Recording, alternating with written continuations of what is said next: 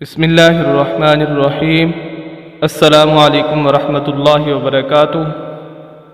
دوستو، آج آپ حضرات کے سامنے یہ ذکر کرنے جا رہا ہوں کہ بہت ساری نمازیں جو ہم پڑھتے ہیں ان میں سے کس کس نماز کی قضا ہم کر سکتے ہیں اور کس کی نہیں، کیونکہ نمازوں کی تعداد بہت زیادہ ہے۔ مثال کے طور پر نفل نمازیں ہیں، کچھ نمازیں وہ ہیں جو واجب ہیں، فرض نماز ہے، سنت موقدہ ہے، غیر موقدہ ہے۔ تو یہ مختلف نمازیں، ان میں سے کس نماز کی قضا ہوتی اور کس کی نہیں ہوتی۔ تو یہ ذہن میں بات رکھیں، ان تمام نمازوں میں سے صرف 2 نمازیں ایسی ہیں جن کی قضا ہے، باقیوں کی نہیں ہے۔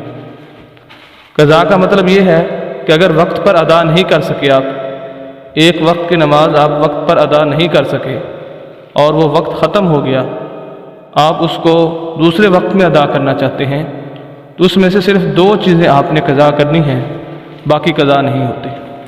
وہ 2 چیزیں، ایک واجب اور دوسرے فرائض۔ جو واجب ہیں ان کی قضا کرنی ہے اور جو فرائض ہیں ان کی قضا کرنی ہے۔ مثال کے طور پر واجب میں صرف اور صرف نماز وتر آتی ہے، 3 رکعت جو نماز وتر عشاء کے ساتھ پڑھتے ہیں اس کی قضا ہے، اور اسی طرح جو فرائض ہیں ان کی قضا ہے۔ سنت موقدہ اور غیر موقدہ، ان کو اپنے وقت میں ہی ادا کیا جا سکتا ہے، اگر وقت ختم ہو جائے تو ان کی قضا نہیں ہوتی۔ اور اسی طرح نوافل وغیرہ ہیں، ان کی بھی قضا نہیں ہے۔ تو صرف 2 چیزوں کی قضا ہے، واجب کی یعنی وتر اور فرائض کی، باقی اور کسی نماز کی قضا نہیں ہے۔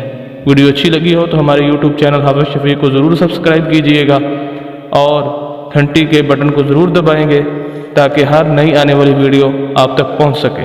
والسلام۔